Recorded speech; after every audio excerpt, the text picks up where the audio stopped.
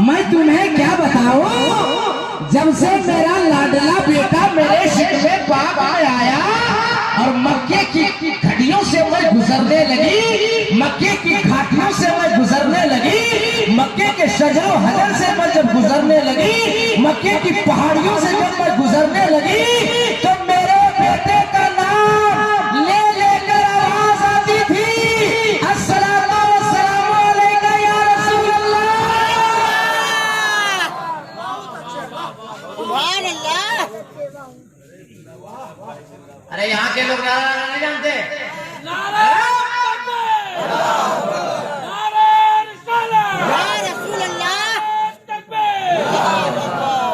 सुभान अल्लाह, सुभान अल्लाह। कुछ देर नबी की विलादत सुन लो यार, उनके नाम पे जलसा, उनका महीना है ना भाई, जैसे नबी बना रहे तो तुम क्या कुछ सुन लो मुझसे आज। नबी की माँ आमिना खातून फरमाती है कि मैं जब मक्के से गुजरती थी ना तो सलाम की आवाज आती थी। नबी की माँ ने कहा, दुनिया वालों, अरे मुझसे क्या पूछते हो, मक्के की औरतों से पूछो ना। आलम तखय्युल में, आलम तसव्वुर में मैंने मक्के की औरतों से सवाल किया, ए मक्के की औरतों, ए मक्के की औरतों, हम सबके नबी जब अपनी माँ आमिना खातून के शिकवे नाज में थे, तुम लोगों ने क्या महसूस किया? तो मक्के की औरतें जवाब देती है कि हम सब ढोल लेकर, बाल्टी लेकर अपने अपने घरों से कुएं के करीब जाते थे, कुएं से पानी निकालेंगे, घर को जाएंगे, मगर कोई मक्के की औरत पानी कुएं से नहीं निकाल रही है। हर एक औरत कह रही है, आमिना आने वाली है, आमिना आ रही है, आमिना आने वाली है, आमिना आ रही है। ये मक्के की औरत आमिना का इंतजार क्यों कर रही हो? तो मक्के की औरतों ने जवाब दिया, ए दुनिया वालों, जब आमिना खातून कुएं के करीब आती थी तो खुद ब खुद कुएं का पानी ऊपर आ जाता था।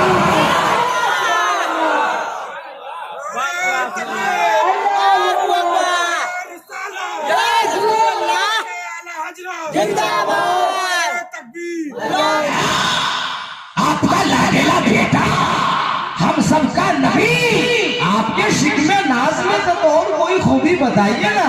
आमिना खातून फरमाती हैं कि एक दिन हमारे ससुर जी हजरत अब्दुल मुत्तलिब आए और घर में बैठकर पूछने लगे घर वालों से, सुनो, इधर आओ, सुनो, इधर आओ। तो सरकार की दादी से सरकार के दादा ने पूछा कि सुनो, कोई खुशबू मंगाई हो क्या? पूरे रऊ से मक्का हमसे सवाल कर रहा है, ए अब्दुल मुत्तलिब, तुम्हारे घर से भीनी भीनी भीनी भीनी खुशबू आ रही है, कोई खुशबू मंगाए हो क्या? तो हजरत अब्दुल मुत्तलिब ने जवाब दिया, मैं तो कोई खुशबू नहीं मंगाया हो सकता है मेरी अहलिया मंगाई हो, घर जाता हूँ, पता करता हूँ, फिर तेरे को बताता हूँ। नबी के दादा घर आए, नबी की दादी से पूछे, कोई खुशबू मंगाई हो? नबी की दादी ने जवाब दिया, मैं तो कोई खुशबू नहीं मंगाई हूँ। अब सरकार के दादा पलट कर सवाल करते हैं कि अगर खुशबू नहीं मंगाई, मैं खुशबू नहीं लेकर आया, तो मेरे घर से खुशबू आ रही है, मक्के के रऊसा कह रहे हैं, तो मक्के वालों को हम जवाब क्या दें?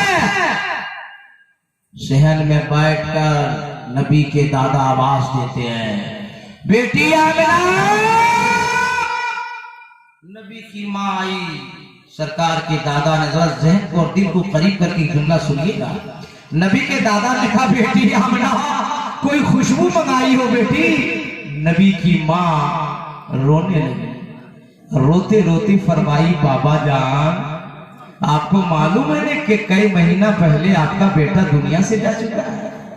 सरकार माँ के पेट में थे ना, तो उनके वालिद गरामी हजरत अब्दुल्ला का इंतकाल हो गया था। नबी की माँ ने कहा, दादा आपको मालूम है आपका बेटा इंतकाल हो गया, और आपके बगैर, आपके हुक्म के बगैर, आपकी इजाजत के बगैर आपके घर से मैं बाहर नहीं जाती, तो खुशबू कहां से लाऊंगी? मुझे कौन खरीद कर देगा? नबी के दादा फरमाते, बेटी आमिना, मक्के के रऊसा का कहना है मेरे घर से खुशबू निकल रही है, आखिर मक्के वालों को मैं जवाब क्या दूं? तो रोते रोते जो जवाब दिया था नबी की माँ आमिना खातून ने, बोकारो जिले में जीने वाले सुन्नी जियालो, वो जवाब को सुनो, जिंदगी में इनकलाब पैदा करो। नबी की माँ ने कहा, दादा जान, मैं कुछ नहीं जानती हूँ, जब से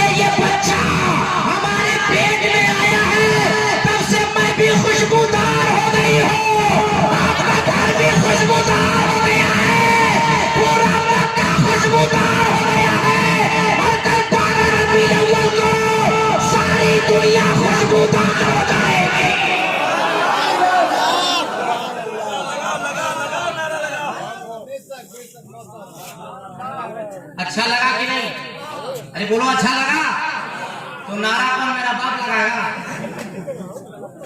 नारा कौन लगाएगा? अरे नारा लगा कैसा?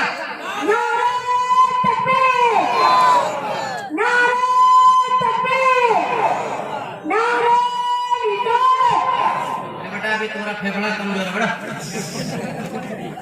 बच्चा बोले हैं बड़ा लोग को बोले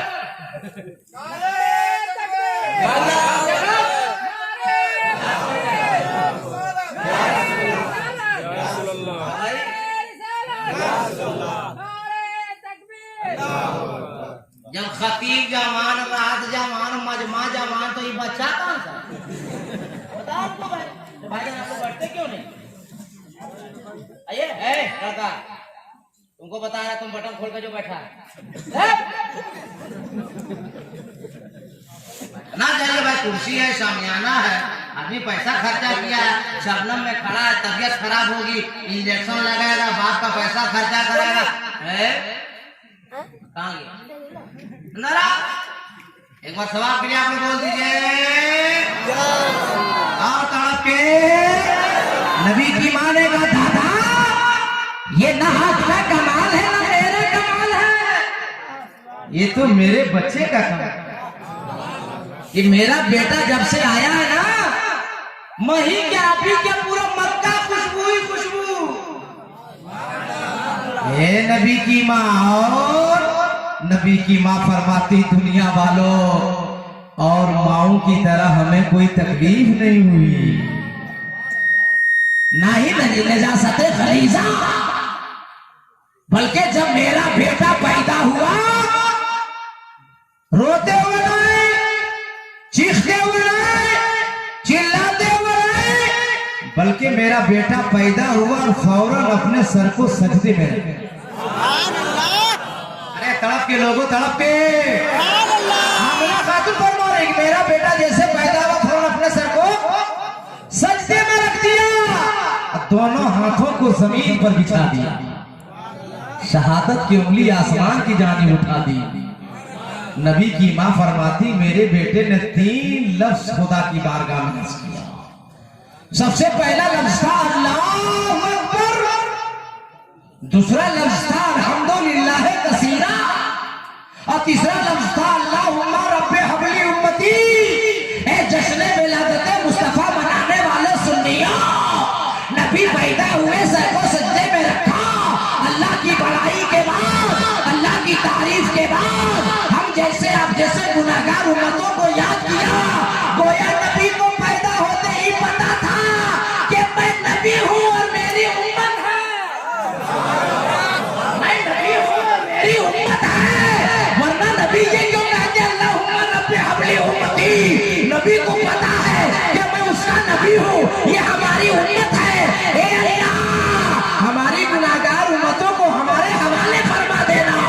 आज की तारीख में हमको और आपको चाहिए, कलमा पढ़ने वाले मुसलमान को चाहिए कि मस्जिद के मीनार से जब अज़ान की आवाज सुनाई दे तो दुनिया का हर काम छोड़ दे और हर मुसलमान अपनी अपनी पेशानी को खुदा की बारगाह में झुका दे। जिस दिन दुनिया का सारा मुसलमान अपने सरों को खुदा की बारगाह में झुका देगा, खुदा ज़माने को मुसलमानों के कदमों में झुका देगा।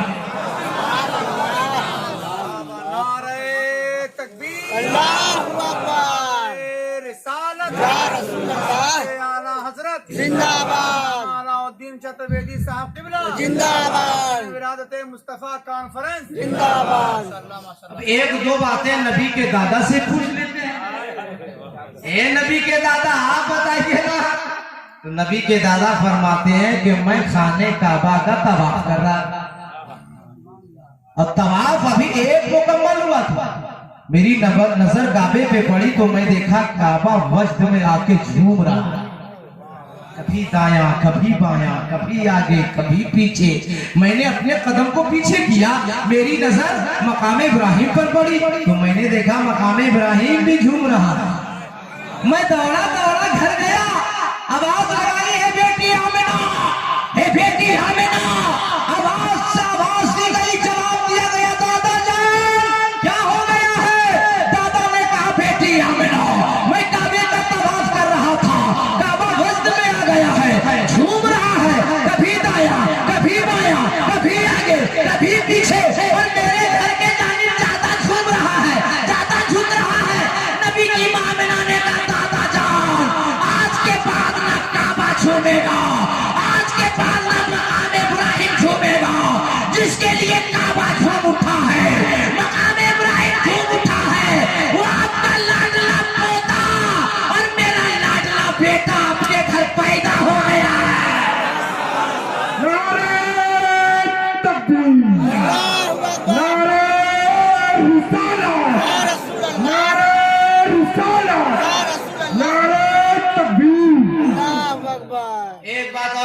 फिर तकरीर शुरू।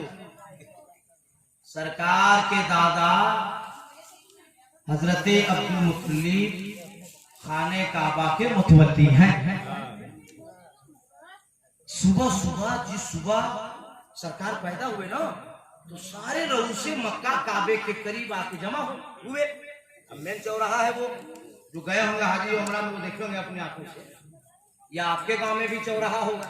कोई बरस करते आ रहा है, कोई दोतवन करते आ रहा है, कोई आंख मलते आ रहा है, लेकिन आएगा रात भर की रिपोर्ट लेकर भाई कहाँ एक्सीडेंट हुआ, कहाँ क्या हुआ है, असना पानी में क्या हुआ, कठारा में क्या हुआ, आम गाछ में क्या हुआ, सब देगा।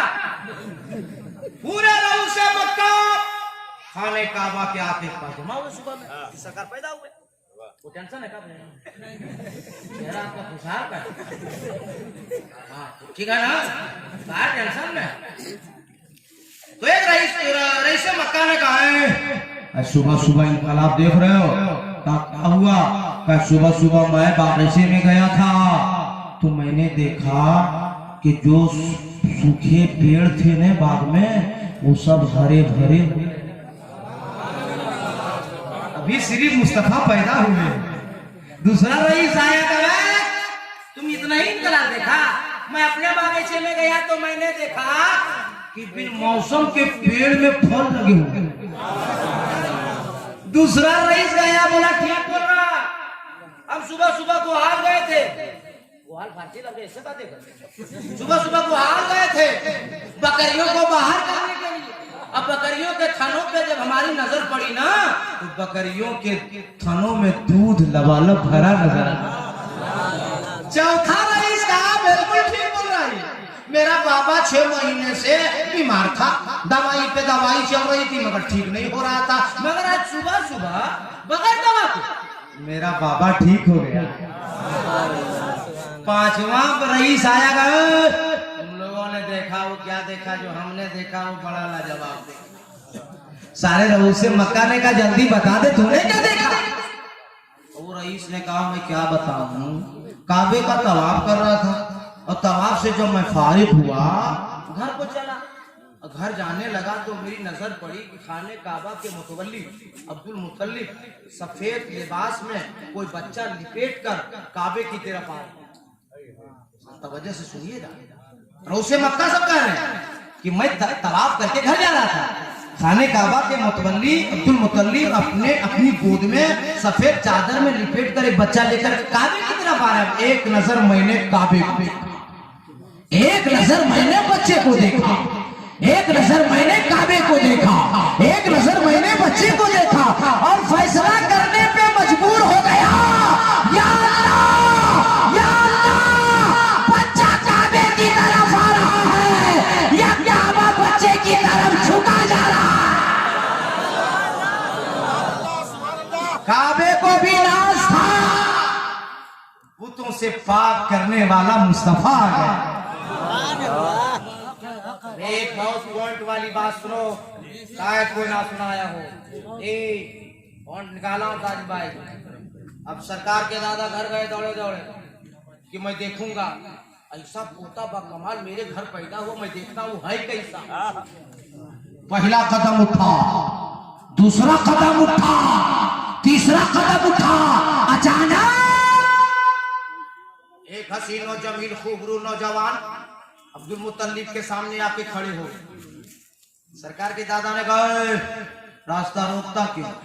तेरे को मालूम नहीं जो बच्चा पैदा हो उसका दादा मैं, वो मेरा पोता, बीच में तू रास्ता रोकने वाला होता है कौन? उस नौजवान ने जवाब दिया कि मैं आया नहीं हूं, भेजा गया। आया नहीं हूं, भेजा गया हूं। सरकार के दादा ने फरमाया बताओ किसने भेजा, तू है कौन? तो गौर से सुनिएगा। कहा मेरा नाम हजरत जिब्रील है और मुझे मेरे अल्लाह ने भेजा है। मेरा नाम अच्छा तो आधा हजरत आ रहे हैं, रास्ता बनाए, सब लोग बैठे रहिए। 2 से 3 आदमी हजरत के पास जाए और हजरत को स्टेज के करीब लाए।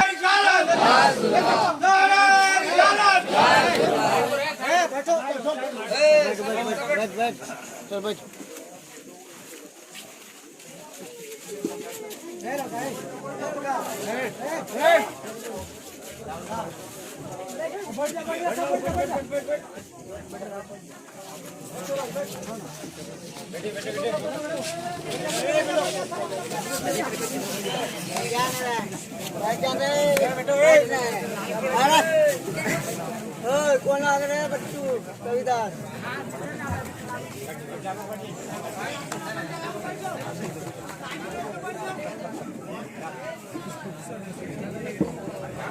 माजिक अलग माजिक क्या है तशरीफ रखिए आप लोग।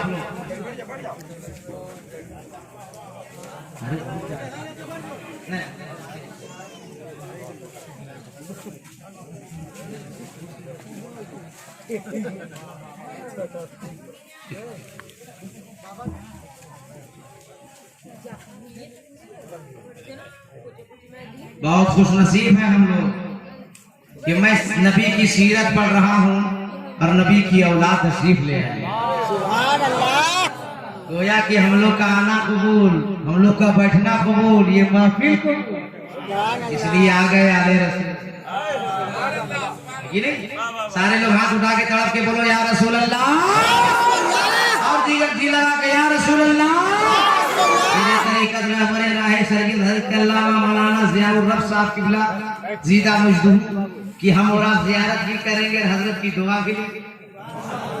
हजरत तो इतने बाइखलाक हैं, इतने फैयाज हैं कि देने पे आते हैं तो बहुत कुछ दे देते, मगर अदब से लीजिएगा, जलाल में हजरत को मत लाइए। बात समझ गए कि अदब मलहूस हो। तो मैं तकरीर शुरू करूं, बोलो ना भाई, तकरीर शुरू करूं।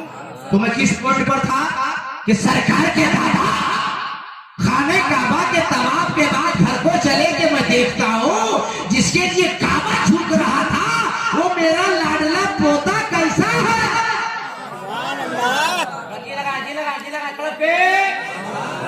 पहला कदम, दूसरा कदम, तीसरा कदम, अचानक हसीन जमीन खूबसूरत नौजवान आए, रास्ता रोका। नबी के दादा ने पूछा तू कौन? तेरे को मालूम नहीं मैं इनका दादा, ये मेरा पोता। तो नौजवान ने जवाब दिया था कि मैं आया नहीं हूँ, भेजा गया। क्या तेरा नाम? तो नाम बताया मेरा हजरत जिब्रील है और मुझे मेरे अल्लाह ने भेजा है। कहे जिब्रील रास्ता क्यों रोक रहे हैं? जवाब सुनो, जवाब पुकारो वालो। हजरत जिब्रील ने फरमाया कि सुनिए, माना के जो बच्चा पैदा हुआ वो आपका पोता है, माना कि आप उनके दादा हैं, लेकिन माना कि जो बच्चा पैदा हुआ उनकी मां आमिना है, जो बच्चा पैदा हुआ वो आमिना खातून का बेटा है, मगर अब्दुल मुत्तलिब आपका दादा, आप दादा होंगे बाद में, आमिना मां होगी बाद में। जो बच्चा पैदा हुआ है वो पहले अल्लाह का महबूब है।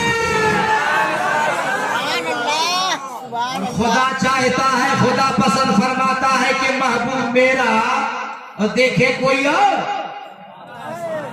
ए जिब्रील जा, दुनिया वाला कोई मेरे महबूब को ना देखे, पहले आसमान से लेकर सातवें आसमान तक जितने फरिश्ते हैं बारी बारी आकर मेरे नबी के कदम का जब तक बोसा नहीं लेंगे दुनिया वाला कोई नबी का दीदार नहीं करेगा।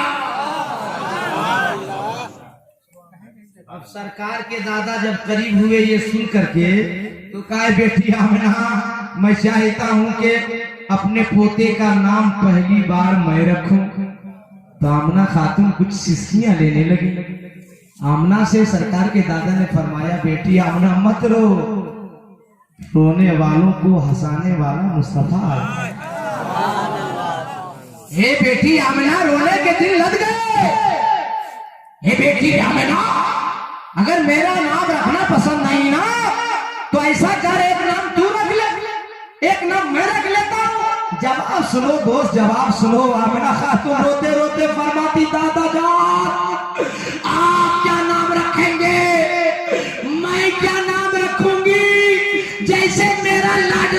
बेटा पैदा हुआ, आसमान से जिब्रील आए और 7 नाम अता किए और चले गए। अगर तकरीर सुनना पसंद करते हैं तो तकरीर सुनो। इस महूफी समा महमूदुन फी तौरात अल-हादी फी ज़ुबूर अल-मुतअम्मिद फी इंजील अहमद फी कुरान यासीन ताहा मुहम्मद। नबी की मां आमिना खातून फरमाती है कि आप जिब्रील आए और 7 नाम अता किए और चले गए। अल्लाह का करम देखो, इस्लाम इतना शानदार धर्म देखो। मेरा मुस्तफा किसी के तारीफ के मोहताज नहीं है।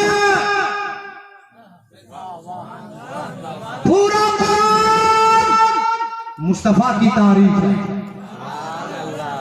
एहसान है उस रब का जो मालिक है हम सबका। अल्लाह ने उन बंदों से नबी की तारीफ करवा दिया, ईमान ना ला सका, मुस्तफा की तारीफ कर गया।